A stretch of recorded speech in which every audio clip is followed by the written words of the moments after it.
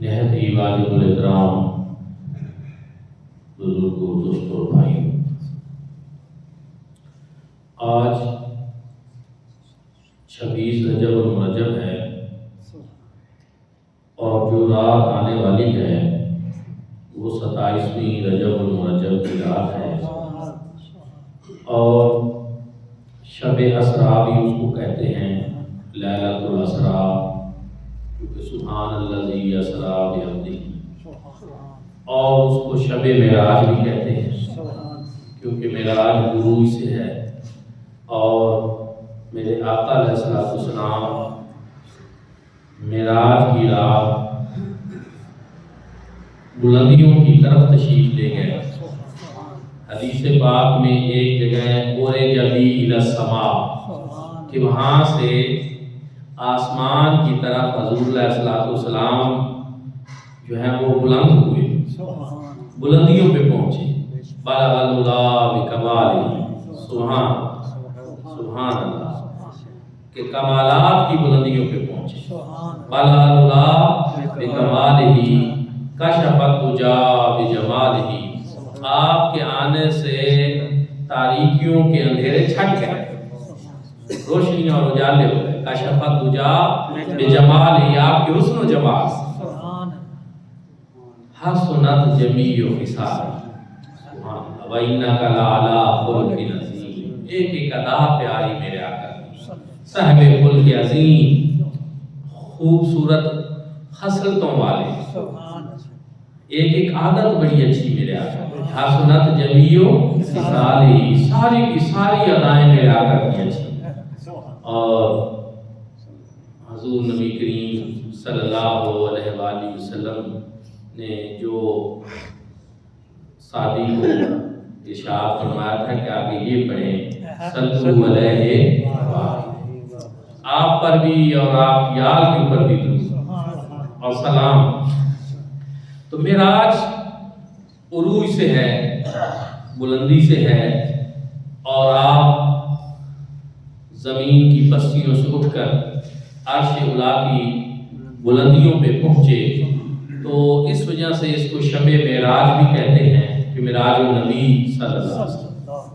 حضور ذات رحمۃ اللہ تعالی علیہ آپ ضیاء النبی شریف میں معراج النبی کے حوالے سے بڑی تفصیل سے لکھتے ہیں، اور اہل محبت کو چاہیے کہ وہاں مطالعہ کریں۔ آپ فرماتے ہیں کہ یہ واقعہ مکی زندگی کا ہے۔ اور پھر ایک اور بات میں عرض کر دوں کہ حضور علیہ السلام کا جو معراج ہے وہ کئی طرح کا ہے، کئی موقعوں پر ہے، خواب کی حالت میں بھی ہے، اور اس میں حضور علیہ السلام کا جسم اقدس جو ہے وہ مکہ میں ہی رہا، لیکن آپ نے اپنی آنکھوں سے بڑے مشاہدات کیے، ان کے تذکرے بھی ملتے ہیں۔ اور کئی مرتبہ اللہ رب العزت نے حضور علیہ السلام کو حالت بیداری میں بھی کئی مشاہدات کرائے، ان کے تذکرے بھی ملتے ہیں۔ اب بعض دفعہ کسی ایک چیز کو لے کر کہ فلاں حدیث میں تو یہ بات آئی ہے، تو وہ اگلے والی بات کا انکار کر رہے ہوتے ہیں، تو یہ درست نہیں ہے۔ قرآن و سنت کے حوالے سے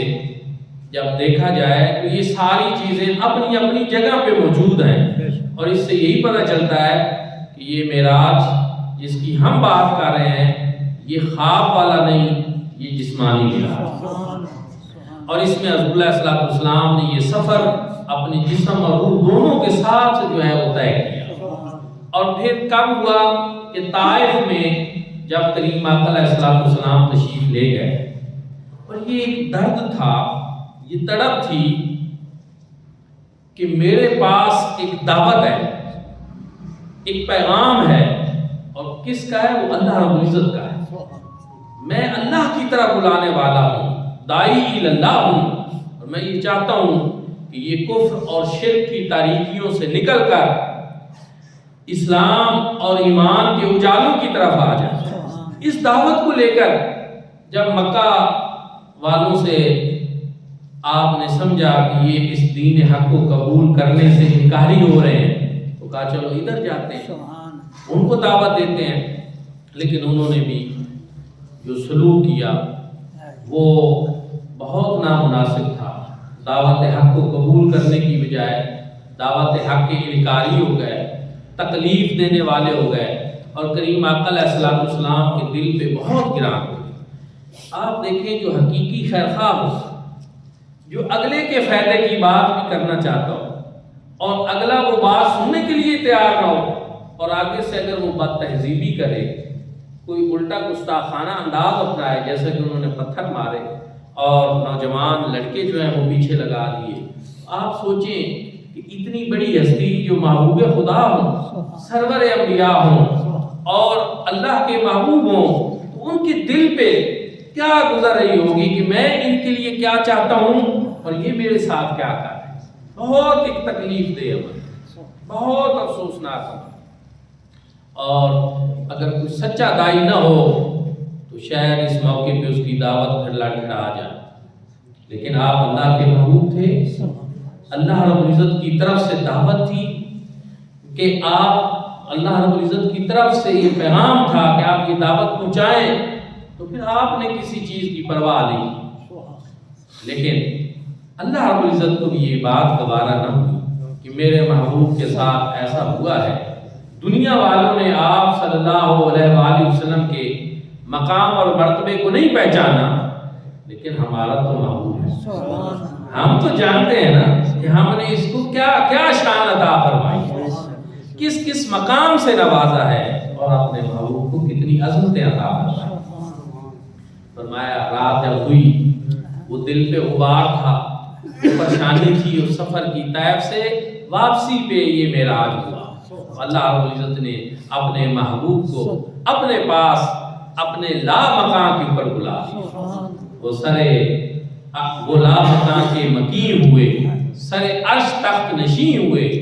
وہ نبی ہے جس کے ہیں یہ مقام، اور خدا ہے جس کا مقام ہے۔ بلا لیا، آئیں راز و نیاز کی باتیں کرتے ہیں، میرے پاس آ جائیں اور آپ دیکھیں کہ آپ کا مقام اور مرتبہ ہمارے یہاں کیا ہے، اور اس دنیا میں ہے کیا کچھ جو ہم نے آپ کی عظمت و شان کے لیے تیار کر رکھا ہے۔ صرف ایسے نہیں بلا دیا نا، پھر ایک اہتمام فرمایا کہ مہمان، یہ مہمان خاص ہے، یہ محض ایک بندہ نہیں، یہ عبد خاص ہے۔ اور جو عبد اور عبد خاص ہے، اس کا بڑا فرق ہوتا ہے، اس کا بڑا فرق ہے۔ اور فقہ کی جو دنیا ہے، مسائل ہیں، اس میں بھی عبد کی کئی قسمیں ہیں، عبد مملوک بھی ہوتا ہے، عبد معزون بھی ہوتا ہے، اور اس میں ایک عبد خاص بھی ہوتا ہے۔ تو عبد خاص اللہ کے خاص محبوب، تو اللہ رب العزت نے ایسے نہیں بلایا، سواری بھی بھیجی، جبریل امین کو بھی بھیجا، فرشتوں کی ساتھ پوری بارات بھیجی، استقبال کرنے والے بھیجے، اور اس انداز سے اللہ رب العزت نے اپنے محبوب کریم صلی اللہ علیہ وآلہ وسلم کو اپنے پاس بلایا۔ اور پھر اس کا تعلق ایک معجزہ سے ہے۔ یہ حضور نبی کریم صلی اللہ علیہ وآلہ وسلم کے جو بہت سارے بے مثال معجزات ہیں، ان میں سے ایک عظیم و شان یہ معجزہ ایک بہت عظیم و شان۔ اس میں اللہ رب العزت نے حضور نبی کریم صلی اللہ علیہ وآلہ وسلم کو ایسے مشاہدات کرائے جو عام انسانوں کے بس کی بات نہیں، کوئی سوچ نہیں سکتا۔ انبیاء کرام اپنی تمام تر عظمتوں کے باوجود ان بلندیوں پہ نہیں پہنچ سکتے، جبریل امین نہیں پہنچ سکتے، جیسا کہ آپ سب کو معلوم ہے، تو وہ سدرۃ المنتہا پہ رک گئے۔ انبیاء کرام مختلف آسمانوں پہ، کوئی دوسرے پہ، تیسرے پہ، چھٹے ساتویں پہ رک گئے۔ آگے جن بلندیوں پہ میرے آقا علیہ السلام تشریف لے گئے، وہ خاصوصیت اور وہ خاص مقام صرف حضور نبی کریم صلی اللہ علیہ وسلم، نہ آپ سے پہلے کسی کو ملا، نہ آپ سے بعد کسی کو ملے گا۔ اور اللہ رب العزت نے لا مقام پہ آپ کو بلایا اور اپنا دیدار کرایا، اپنا خاص پیغام سنایا۔ وہ ایک بڑی تفصیل ہے، اس میں بھی انشاءاللہ اپنے مقام پہ بات ہوگی۔ لیکن یہ سارا کچھ بیان کرنے کے بعد جب اللہ رب العزت نے اس سارے معاملے کو، اس سیر معراج کو اور اس سفر معراج کو اور اس اسرا کی رات کے اس سفر کو جب رب تعالیٰ نے بیان فرمایا تو رب تعالیٰ نے اس کا آغاز سبحان سے فرمایا۔ سبحان الذی اسرا بعبدہ۔ سبحان کے معنی ہے پاک ہے وہ ذات۔ کس چیز سے پاک ہے؟ ہر قسم کی کمزوری سے، ہر قسم کے عجز سے کہ انسان عاجز آ جاتا ہے۔ فرض کرو کسی کو آپ کہیں کہ یہ 10 بوری کا وزن اٹھائیں آپ، تو انسان نہیں اٹھا سکے گا، یہ عجز ہے۔ اس طرح کا کوئی عجز یہ انسانوں میں تو پایا جا سکتا ہے کہ کسی انسان کی ہمت، جرات اور طاقت سے کوئی چیز بڑھ کر ہو اور وہ کرنا چاہے اور نہ کر سکے، لیکن رب تعالیٰ کی ذات ہر قسم کے عجز سے پاک، رب تعالیٰ کی ذات ہر قسم کی کمزوری سے پاک، ہر قسم کے نقص سے پاک ہے، ہر قسم کے عیب سے پاک ہے، اور رب تعالیٰ کی ذات انتہائی طاقت، قدرت اور قوت والی ہے، اور کائنات میں جو کوئی کچھ نہیں کر سکتا وہ سارا کچھ میرا رب کرنا چاہے وہ کر سکتا۔ اور یہاں بھی یہی ہے، رب تعالیٰ نے اپنے محبوب کو ایسا معراج کرایا، ایسی سیر کرائی کہ انسانی عقل اس کو سمجھنے سے عاجز ہے، اس کو سمجھنے سے قاصر ہے۔ جو لوگ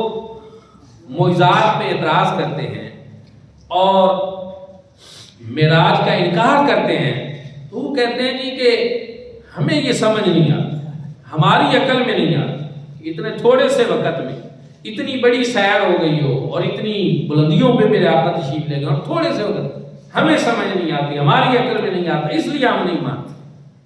تو میرے بھائیوں اور دوستو یاد رکھیں، کسی چیز کے وجود کا ہونا یہ کسی کی عقل کے اوپر موقوف نہیں ہے۔ ہوا کا وجود ہے کہ نہیں؟ آپ کی عقل میں آتی ہے کہ کس طرح ہے، کوئی اس کا رنگ روغن، کوئی محسوسات میں تو آ سکتی ہے لیکن آپ دیکھ نہیں سکتے۔ فرشتوں کو آپ مانتے ہیں لیکن آپ بتائیں فرشتے کا رنگ کیسا ہوتا ہے، اس کا چہرہ کیسا ہوتا ہے، اس کے ہاتھ کیسے ہوتے ہیں، اس کے پر کیسے ہوتے ہیں، وہی بتا سکتے ہیں جو کوئی قرآن و سنت میں آیا، اپنی طرف سے آپ کو کیا پتا ہے۔ اس طرح بہت ساری غیب کی چیزیں، بہت ساری جو ہم نے نہیں دیکھی لیکن ہم ایمان رکھتے ہیں، کیونکہ اہل ایمان کی نشانیوں میں سے اور شرائط میں سے یہ ہے کہ یؤمنون بالغیب، یہ ایمان بالغیب لا۔ تو معراج جو ہے اس کا تعلق معجزہ سے ہے، معجزہ ہوتا ہی ہوئی ہے جو انسانی عقل کو تنگ کر حیران کر دے اور انسانی عقل سمجھنے سے جس کو قاصر ہو۔ جو چیز انسان کی سمجھ میں آ جائے، انسان کی عقل میں آ جائے، پھر وہ معجزہ کیسا ہے؟ معجزہ تو رب تعالیٰ کی قدرت کا نام ہے، اور رب تعالیٰ کی قدرت اور طاقت اگر انسان کی سمجھ میں آ جائے تو پھر وہ رب کی قدرت تو نہ ہو۔ تو میرے بھائی اور دوستو معجزہ ہوتا ہی ہوئی ہے جو انسانی عقل میں سمجھ نہ آ سکے، انسانی عقل اس کو سمجھنے سے قاصر ہو، لیکن وہ ہو اور اپنی تمام تر شان اور شوکت کے ساتھ موجود ہو۔ اور یہاں بھی یہی ہے کہ رب تعالیٰ نے اس کو سبحان الذی اسرا فرما کر سب سے پہلے یہ بتا دیا کہ پاک ہے ذات جس نے یہ سارا سفر اور یہ ساری سیر کرائی، وہ کیونکہ تمام تر کمزوریوں سے پاک ہے، تمام تر نقص اور عیوب سے پاک ہے۔ اسی طرح اگر وہ چاہے تو وہ اپنے محبوب کو آن کی آن میں ایک لمحے میں زمین کی پستیوں سے اٹھا کر عرش اولا کی بلندیوں سے۔ دوستانی ذکر اللہ رب العزت کی ایک قدرت ہے اور ایک رب تعالیٰ کا قانون ہے۔ قانون یہ ہے کہ سورج جو ہے روزانہ مشرق سے نکلتا ہے اور مغرب کی طرف غروب۔ یہ ایک قانون ہے، صدیوں سے چل رہا ہے، اس میں کوئی تبدیلی نہیں۔ لیکن جب رب تعالیٰ چاہے تو حضور علیہ الصلوۃ والسلام کے اشارے کے اوپر اس سورج کو واپس لوٹائے، اور پھر جب میرا رب چاہے گا قرب قیامت کے وقت، قیامت سے پہلے جب توبہ کا آخری وقت ہونا ہے تو وہ وہی ہونا ہے کہ جب اللہ رب العزت سورج کو مشرق کی بجائے مغرب سے طلوع فرما دے۔ یہ اس کی قدرت ہوگی، قانون یہی ہے کہ وہ ایسا کرتا ہے۔ قانون کا اطلاق اکثر ہوتا ہے لیکن رب تعالیٰ جب چاہے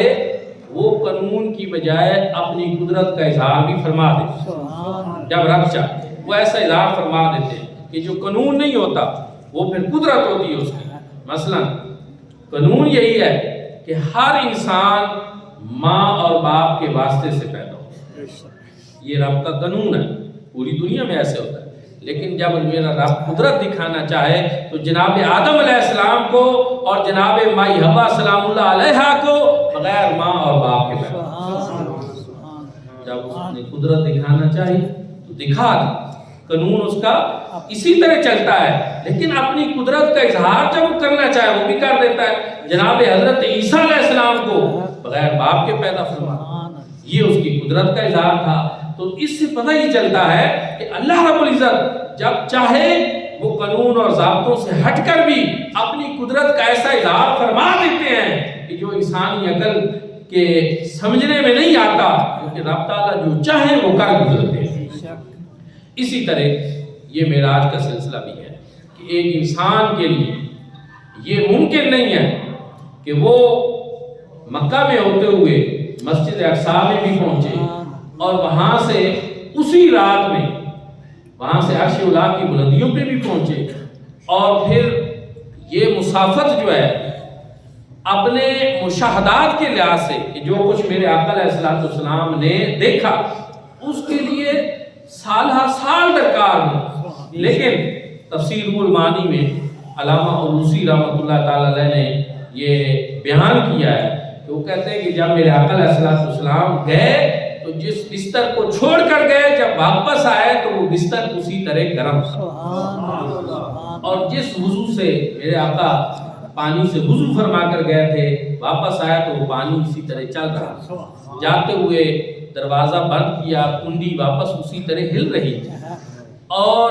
جاتے ہوئے براق ایک درخت سے ٹکرایا تھا تو اس کی شاخ واپسی بھی اسی طرح ہل رہی تھی۔ یعنی پوری رات بھی نہیں، آدھی رات بھی نہیں، رات کا ایک چھوٹا سا حصہ، ایک معمولی سا حصہ جو ہے اس کے اندر اللہ رب العزت نے اتنا بڑا معراج جو ہے وہ مصطفیٰ کریم صلی اللہ علیہ وسلم، یہ اللہ رب العزت نے اپنی قدرت کا اظہار، اور اس کے لیے رب تعالیٰ نے جب اس کو بیان کیا تو پھر بیان بھی انہی الفاظ کے ساتھ کیا کہ سبحان الذی اسری بعبدہ،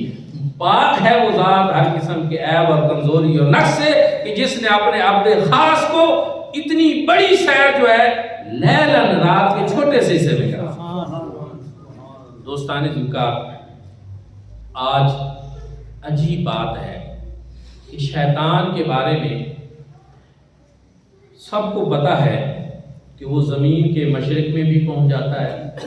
اور اسی لمحے زمین کے مغرب میں بھی پہنچ جاتا ہے۔ اسی لمحے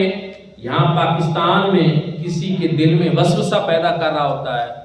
تو اسی لمحے وہ دنیا کی کسی اور ملک میں کسی کے اندر یہ وسوسہ پیدا کر رہا ہوتا ہے۔ اس شیطانی قوت کو سب مان لیتے ہیں، شیطانی اس قوت کو سب مان لیتے ہیں، دی ہوئی یہ بھی میرے اللہ کی ہے، رب تعالیٰ نے اس کو یہ چھوٹ دی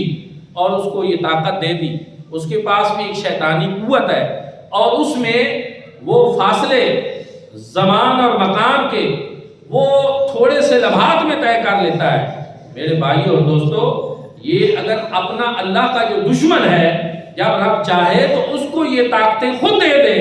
تو جو رب کا اپنا محبوب ہے اس کے لیے جب رب چاہ رہا ہو کہ اب میرا محبوب زمین کی پستیوں سے اٹھ کر لامکان کی بلندیوں پہ میرے پاس آ جائے تو پھر اللہ رب العزت نے اس کے لیے کتنا اہتمام فرمایا، کتنی شان عطا فرمائی۔ اس فرق کو ہی دیکھ لو، یہی بات ہی سمجھ لو، ایک دشمن خدا ہے اس کے لیے تم ساری طاقتیں مان جاتے ہو، اور ایک محبوب خدا ہے اور وہ طاقتیں بھی میرا رب دعویٰ کر رہا ہے کہ میں نے اپنے محبوب کو عطا فرمائی ہے، تم ان کا انکار کر بیٹھے ہیں۔ تو دوستان ذکر ایک یہ چیز، دوسری بات اور آپ ذہن میں رکھیں کہ جدید دور ہے، جب اس طرح کی باتیں کرتے ہیں تو وہ بعض لوگ جو ہیں وہ سمجھتے ہیں کہ یہ اس طرح کے معجزات، یہ چیزیں یہ شاید کوئی مسلمانوں کے علماء کو بیان کرتے ہیں، پتہ نہیں یہ درست ہوتی ہیں یا نہیں۔ یہ یہودی اور عیسائی جو ہیں وہ تو بڑے آج کل کا جدید دور ہے یورپ کا، اور وہ تو ایسی باتیں نہیں مانتے، وہ تو ہر بات کو فلسفیانہ نقطہ نظر سے دیکھتے ہیں، ممکنات میں سے ہے یا نہیں ہے۔ تو میرے بھائی اور پہلی بات یہ ہے کہ تورات، انجیل اور زبور میں ان کے اپنے انبیاء حضرت موسیٰ علیہ السلام، حضرت عیسیٰ علیہ السلام، حضرت داؤد علیہ السلام کے معجزات بھی موجود ہیں۔ عیسائیوں کی کتابوں میں حضرت عیسیٰ کے معجزات موجود ہیں نا، حضرت موسیٰ کے موجود ہیں، حضرت داؤد کے موجود ہیں۔ تو اس ضمن میں ہم ان کو صرف یہی کہتے ہیں کہ آپ پڑھ لیں اپنی تورات کو، انجیل کو پڑھیں، زبور کو پڑھیں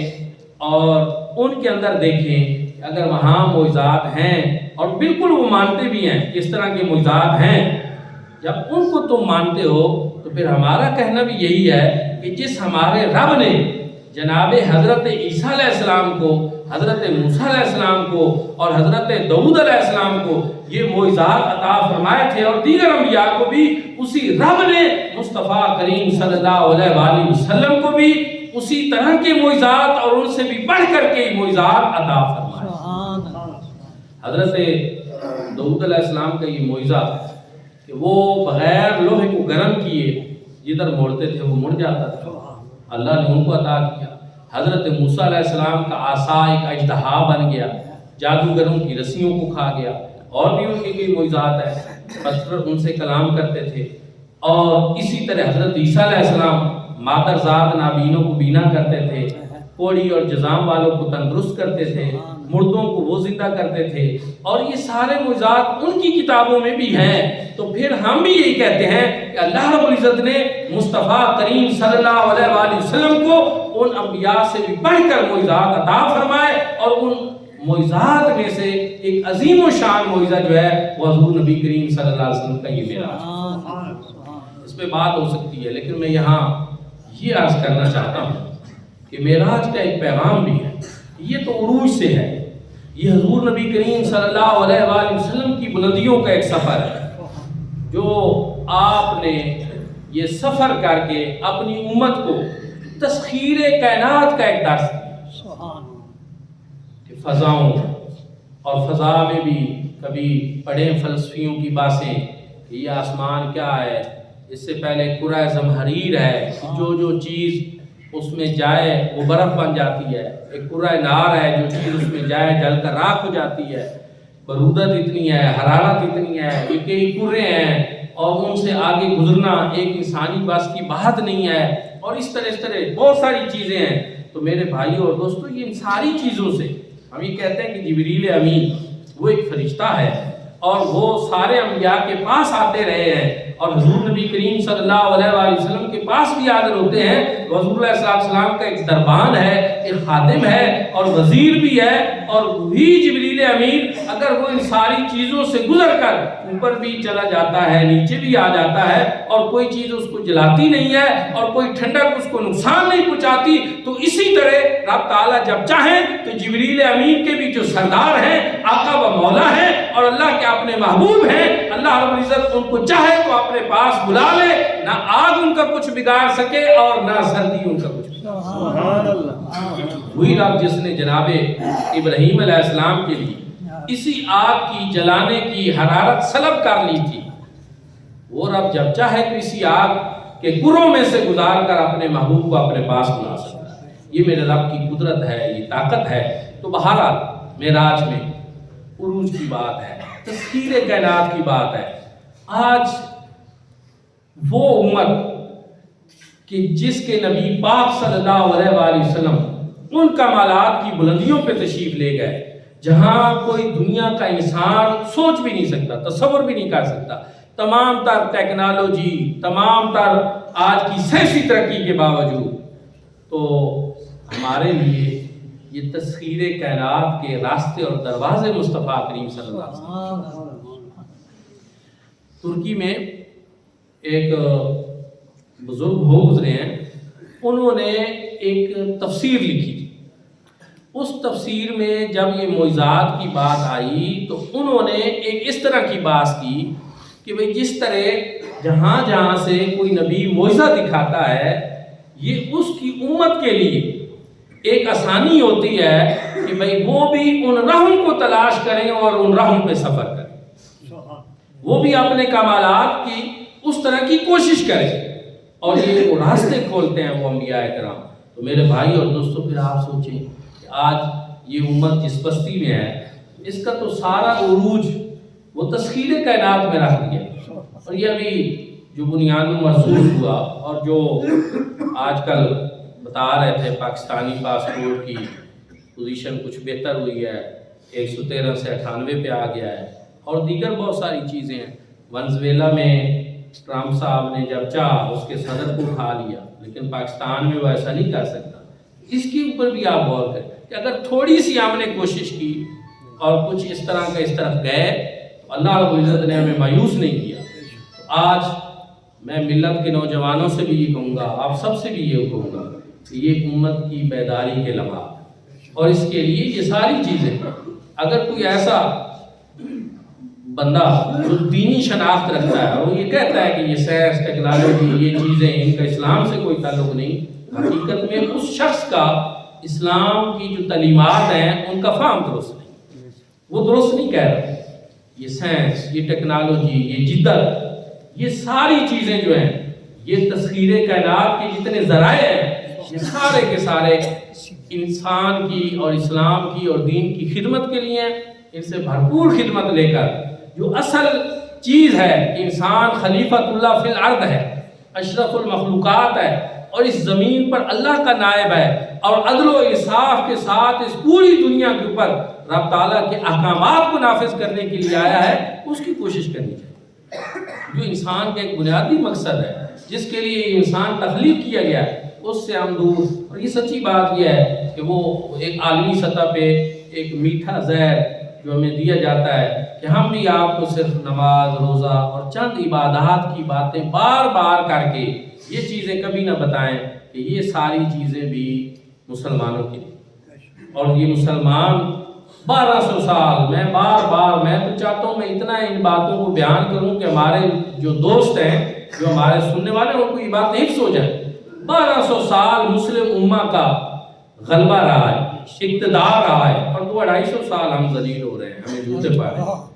اس غلبے کی جو وجوہات تھیں ان کو تلاش کرنا، اور آج جو بستی ہے اس کی وجوہات تلاش کرنا، آپ کو سمجھ آ جائے۔ 2-4 دن پوری دنیا پہ قبضہ برقرار رکھنا آسان نہیں، ہم 1200 سال پوری دنیا کے اوپر غالب رہے اور ایک اقتدار کی صورت میں رہے، اور پوری دنیا کو کنٹرول کیا ہم نے، 2-4 ملکوں کو نہیں کیا، بر اعظموں کو کیا، اور ہر طرح کی دنیا کو ہم نے ساتھ چلایا۔ یہاں دیکھ لیں، اب یہ تو پاکستان ہے، جب پاکستان اور ہندوستان سب کنٹیننٹل یہ اکٹھے تھے، ہندو بھی تھے، مسلمان بھی، یہاں پہ عیسائی، سکھ، پتہ نہیں کیا کیا تھے، 1000 سال تو یہاں ہمارا گمراہی ہے، ہم نے سب کو ساتھ لے کر چلے۔ اور جو آج انڈیا میں جو کچھ ہو رہا ہے، کیا جب مسلمان حکمران تھے تو ہندوؤں کے ساتھ اس طرح ہوتا تھا؟ نہیں ہوتا تھا۔ تو ہم دیگر مذاہب کو ساتھ لے کر چلے، اور ان اقلیتوں کے اوپر ہم نے کوئی ظلم نہیں ڈھائے، کوئی ایسا کچھ نہیں کیا۔ دنیا ہمیں عدل و انصاف کے نام سے جانتی تھی، اور پوری دنیا کے اندر علم، تحقیق اور عدل و انصاف یہ ہماری پہچان ہے۔ انشاءاللہ وہ میرا خالق اور مالک جس نے پہلے ہمارے اسلاف کو، ہمارے بزرگوں کو یہ عظمتیں عطا کی تھی، وہ اس بات پہ بھی قادر ہے کہ وہ دوبارہ یہ عظمتیں ہمیں عطا ہمارے آنے والی نسلیں پھر، لیکن ہم ان کو یہ خواب تو دکھائیں، ان کو یہ تاریخ تو بتائیں، اس سے روشناس کرائیں کہ ماضی بھی کبھی ہمارا تھا، انشاءاللہ مستقبل بھی ہمارا ہوگا۔ اللہ رب العزت عمل کی توفیق عطا فرمائے۔